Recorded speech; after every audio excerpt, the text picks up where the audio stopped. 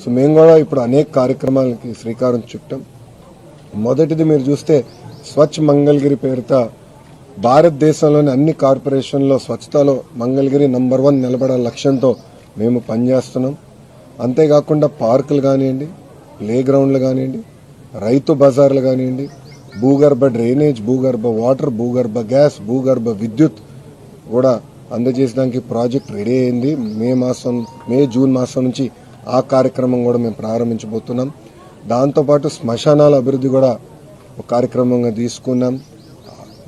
ఆంధ్ర రాష్ట్రంలోనే మోడర్న్ రైతు బజార్ మంగళగిరి నియోజకవర్గాల్లో కట్టేదానికి ఆల్రెడీ ప్లాన్స్ అన్ని రెడీ చేసుకున్నాం. ఆ పనులు కూడా త్వరలో ప్రారంభించబోతున్నాం. ఇక్కడ లక్ష్మీ నరసింహస్వామి గుడి కూడా ఆధునీకరణ చేసేదానికి కూడా అనేక డిజైన్స్ అన్ని ఇప్పుడు ఫైనలైజ్ కూడా మేము చేస్తాం జరిగింది. ఇక్కడ శ్రీనివాస్ అన్న ఉన్నారు, ఏపీఎస్ ఎంఐడిసి చైర్మన్గా ఆయన కూడా ఉన్నారు. మంగళగిరి ప్రజల కళ 100 పడకల ప్రభుత్వ ఆసుపత్రి, అది కూడా మొన్న శాంక్షన్ చేయించుకుని క్యాబినెట్లో దాన్ని కూడా త్వరలో శంకుస్థాపన అయిపోతున్నాం.